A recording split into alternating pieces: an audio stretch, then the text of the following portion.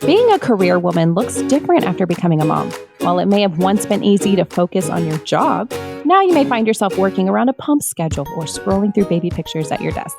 Whatever your work life looks like these days, I have good news. You can still have a beautiful bonded connection with your baby, even when you're separated for most of the day. Today, I'm talking with an expert and experienced working mamas who have been there before you for their best tips. This is Newbies. He's gorgeous. It's a girl. Surprise! The whole family's here. So when are you having the next one? It's just poop. Ready for another? Wow, you look really tired. Ready to go back to work? Yellow poop? Seriously? Did you sterilize this? Sex? Now? You've got to be joking. You should sleep when the baby sleeps. She doesn't look anything like you. I thought you already had your baby. I did. Babies don't come with instructions, so there's Newbies, helping new moms and new babies through the first year. Welcome to Newbies listeners. Newbies is your online, on-the-go support group guiding new moms through their baby's first year. I'm Natalie Gross. I have a 4-year-old boy and a baby girl, and we've got a great show today talking about building a connection with your baby as a working mom. Now, if you haven't already, be sure to visit our website at newmommymedia.com and subscribe to our weekly newsletter that'll keep you updated on all of the episodes we release each week. Another great way to stay updated is to hit that subscribe button in your podcast app, wherever you're listening right now. And if you're looking for a way to get even more involved with our show, then you can check out our membership club called Mighty Moms. That's where we chat more about the topics discussed here on the show. And you'll learn about our recordings in advance so that maybe you want to come on and talk about your motherhood experience. You can do that. And the best part is it is totally free to join. So let's meet our mamas joining our conversation today. I have Micah and Lindsay. So ladies, please go ahead and introduce yourselves. Tell us a little bit about you, your family, and about your professional roles as well. Micah, do you want to kick us off?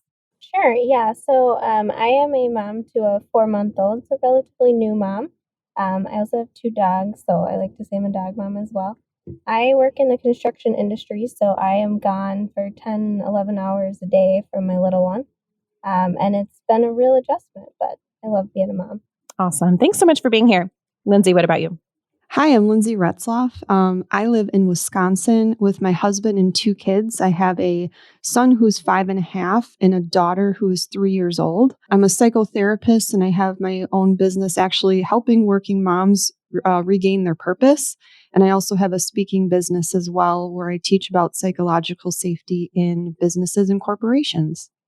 Awesome. Well, I'm so grateful to have you both. So I want you to think back and, Micah, it's not going to be that far back for you, but think back from when you first returned to work after having your babies. What was going through your head? What emotions did you experience? Was that separation hard for you?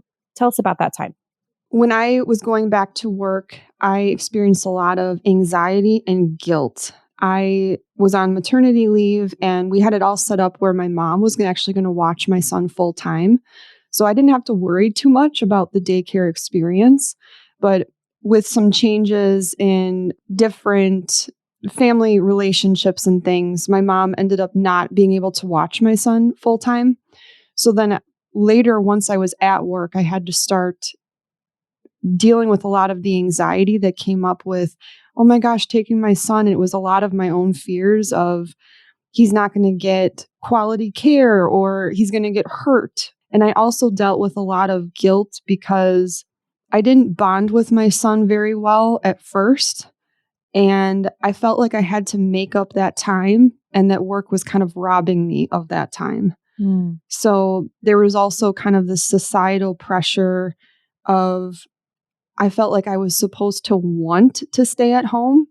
And while on maternity leave, I really realized I needed a career to feel fulfilled. So I had to work through a lot of guilt that was associated with that.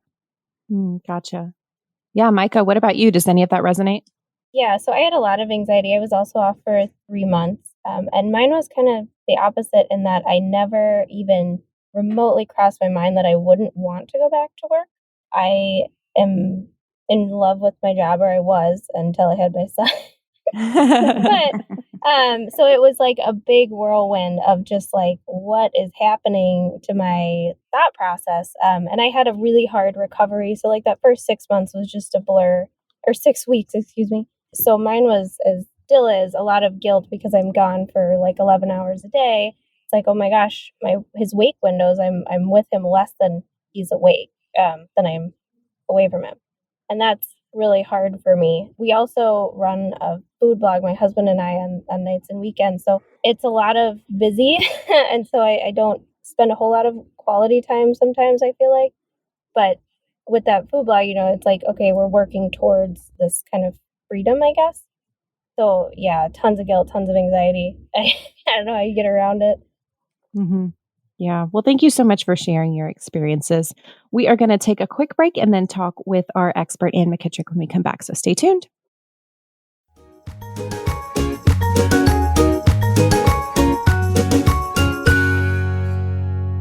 Today on Newbies, we are talking about building a bond with your baby as a working mom, especially those moms who work outside the home. Our featured expert today is Ann McKittrick. She is the founder of Nurtured Noggins, a comprehensive resource for parents, and she's also the host of the Parenting in the First 3 Years podcast. She's also a frequent conference speaker, a parenting coach, and early childhood specialist with 30 years of experience in higher education. Ann, thanks so much for joining us. Welcome to Newbies. Thank you. So great to be with you here. Thanks. Yeah. Well, you work with a lot of working parents and moms. What are some of the challenges you would say that new moms face when they work outside the home? I'm curious, we've already heard a little bit about mom guilt. Is that something a lot of moms struggle with?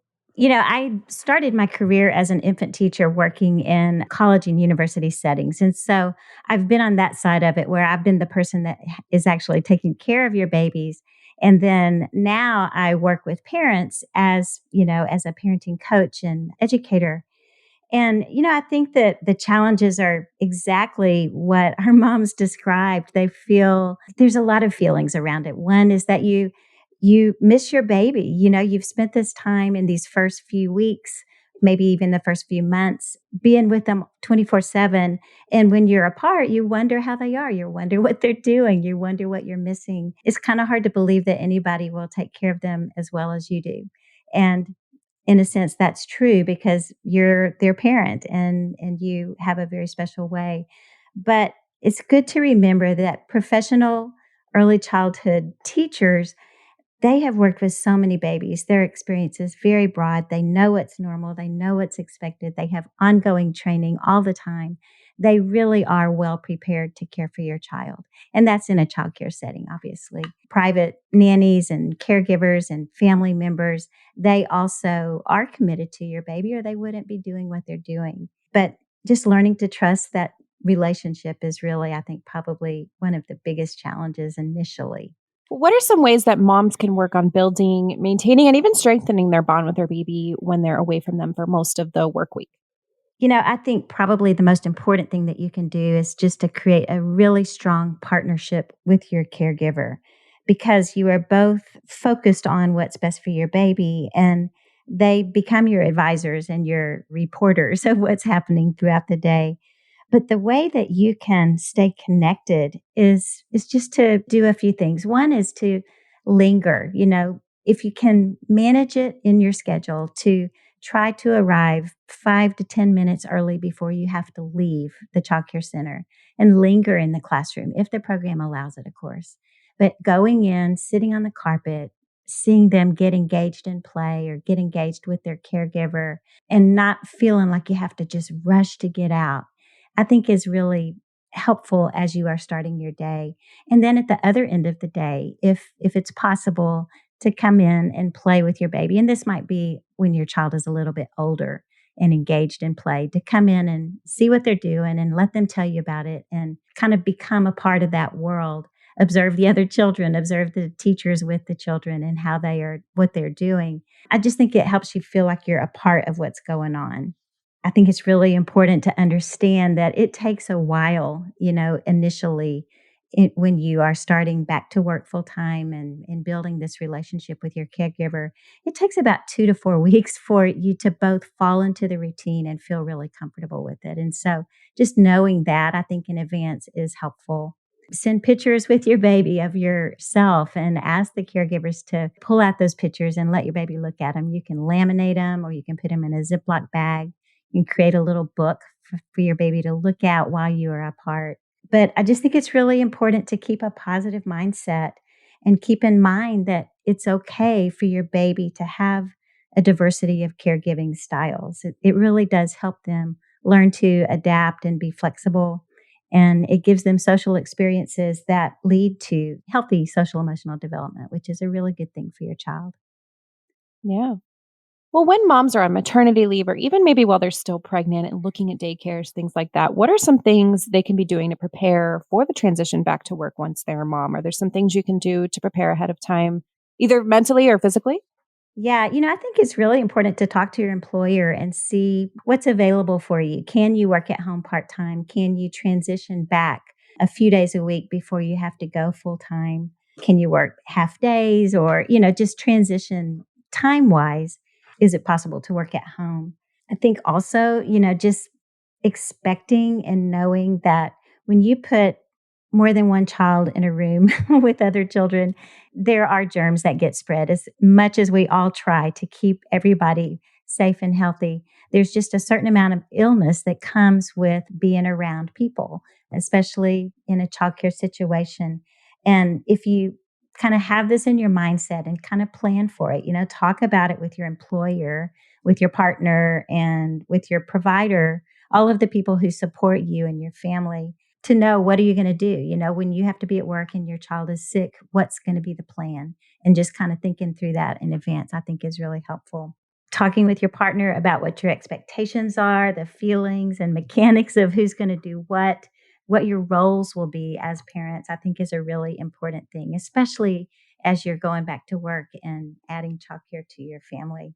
It's an ongoing conversation that needs to be top of mind and probably, revisited quite frequently as things are going to change as your child gets older and as things come up. And then physically, I think it's really just important for new moms to really do all that they can to take care of themselves. I know it's hard. I know you have very little time for that, but just trying to eat well and get some rest and do some meditations, even while you are doing some caregiving, to take care of yourself, I think is a really important part of that. Well, thanks so much for these important reminders. And when we come back, moms Micah and Lindsay will be joining us again to share their perspectives.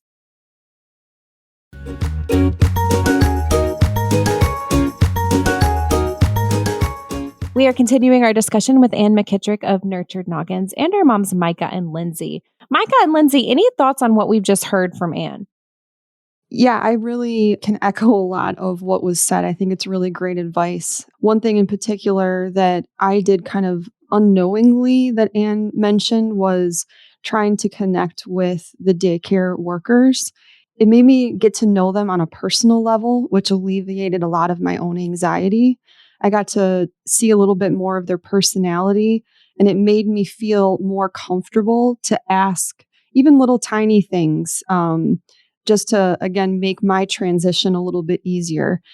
One thing that I think I learned really quickly is that my child transitioned a lot easier than I did. So that connection with the caregiver was huge for me. Mm-hmm. Yeah, I think because ours will be starting daycare next month, I think this is all super helpful because like I would have never thought about putting your face in photos. I think a lot of my anxiety is like, oh my gosh, is he gonna forget me? But that might be a dumb stand or thought. So yeah, I think I'm definitely gonna be going in early to have those conversations with the caregivers because you just never know. I guess, Lindsay, you're the one with some experience here, but is there anything you really did at home to work on that bond when you weren't around, for a majority of the day? I had to change a lot of my belief systems because anxiety was so primary, there was a lot of worry there. And I had to keep telling myself and reminding myself that quality time was better than a full day of half of my attention. So I kept reminding myself of that when I would get home, like feeling guilty or anxious that I wasn't there with my son for the majority of the day. I would be very intentional about spending quality time with him, even if it was 10 minutes, because then I had to go start making dinner or get a bath ready or whatever it was. The 10 minutes of quality time where I was very present with him, I could tell improved our connection. And that made the transition, I think, for both of us easier as well. That's really good. That's a good reminder for any moms, stay-at-home moms or working moms too. Micah, any thoughts there? Yeah, I think as far as for me, because I am out of the house a lot, for me, I do little things like in the morning, I bring him into bed when he's awake and just lay there for 10, 15 minutes to spend that quality time. I love that quality over quantity. It definitely helps. Mhm. Well, I'd love to ask all of you to leave our listeners here with some advice you would give to new moms in this area, especially from your perspectives now as moms who have been through this, or Micah, who are going through this right now. When you think back to those early days, Lindsay, of being a working mom, what would you have told younger you? And Anne, I want you to chime in here too. Okay. The first thing for me is that when I look back at my experience, anxiety goes away. In the moment, it feels like it won't and it will linger forever, but it does go away. I would say within 2 weeks into being back at work, there was drastically less anxiety. I can kind of laugh about it too, because when I think about taking my second child to daycare, the whole experience was completely different. There was probably 5% of anxiety where, before with my son, it was 100% because I had already gone through it. I allowed myself to feel that anxiety, do what I needed to do to get through it. And it went away with my second one. I would say the second thing is I wish I had more awareness earlier on of what I actually wanted to do instead of, again, kind of what society tells me I should be doing. Reminding myself or remembering that guilt or anxiety is just a normal feeling. We all experience it. And if we don't prioritize our own mental health, it can drive us crazy. I wish that I knew that earlier on. It would have made a lot of arguments with my spouse non-existent if I was able to focus more on myself. And if you want to work, honor that. If you feel like you need to work just because you have to pay the bills or things like that, focusing on the benefits that your child's going to receive in childcare, the socialization, the ability to kind of adapt to different situations and different people quicker. That's something I think that can be helpful to remember as well. Great. Micah, any thoughts? I think for my advice would be a couple things to going off of that employer thing. If you have hours that you cannot work, be strict and upfront with those hours. Set a precedence with your office. If you're one of the few people with kids, they might not be used to that, but stick to it. Stick to your guns. Family can come first if you're strict about it, if that's what you prefer. Then the other side of that is, like Lindsay said, checking in with yourself. So knowing what your wants and needs are. I did not even remotely consider some of the feelings I would feel. So I think just really checking in with yourself, even every week, like, okay, this week was a good week and I want this, or this week was kind of a struggle. I think I need this. Always staying on top of that mental health is really critical as a new mom. Anne, anything you want to leave us with? Yeah, I've got two things I would like to leave with you all. And the first is that, I just encourage you to really think about what it is that you would like in your childcare provider and then find that. It's going to be different depending on where you are in the world and what's available to you. But, do you want a small home setting or do you want a small group of children or are you interested in a more academic program? But knowing what it is that you're looking for and then going in equipped with the questions that you want answered when you take your tours and you visit the schools and stuff. I think it's really important. You want to have a caregiver who's going to report to you at the end of the day what happened during the day, and you're going to want to know those details. But you don't want somebody who's so worried about texting you and sending you videos and all of those things that their attention is diverted from your child. And so I would just Yeah, good say, point.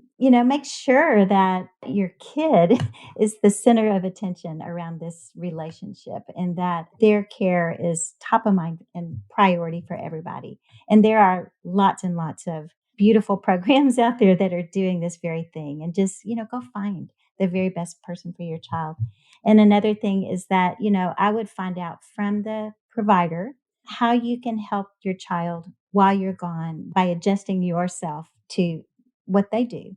You know, like for example, in licensed centers, you cannot put a child in a swing to get them to sleep. If your baby will only go to sleep in a moving swing, then when they get to school, it's going to be hard to get to sleep. They'll deal with it. They can do this transition.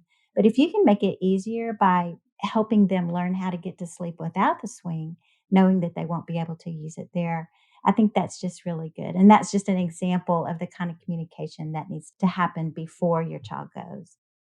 Yeah, those are really good reminders. Well, thank you so much to you, Anne, and to you, Micah and Lindsay, for joining us for this episode today. Listeners, be sure to check out Anne's website called nurturednoggins.com. Also, check out newmommymedia.com, where we have all of our podcast episodes, plus videos and more.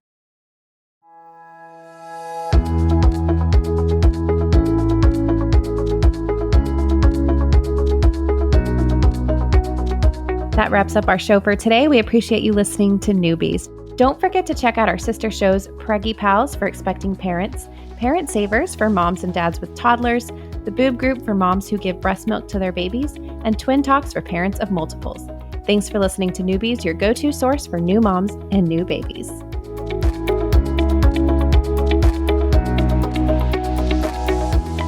This has been a New Mommy Media production. The information and material contained in this episode are presented for educational purposes only. Statements and opinions expressed in this episode are not necessarily those of New Mommy Media and should not be considered facts. While such information and materials are believed to be accurate, it is not intended to replace or substitute for professional medical advice or care, and should not be used for diagnosing or treating healthcare problem or disease or prescribing any medication. If you have questions or concerns regarding your physical or mental health or the health of your baby, please seek assistance from a qualified healthcare provider.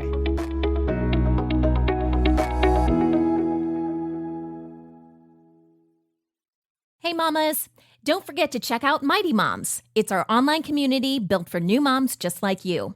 Not only can you connect with other moms, but you can also join us backstage for special mom-only online events. And you'll also be notified when we're recording so you can join us as a special guest. Visit our website, newmommymedia.com, and click on the Mighty Moms banner. It's free. That's newmommymedia.com. See you there.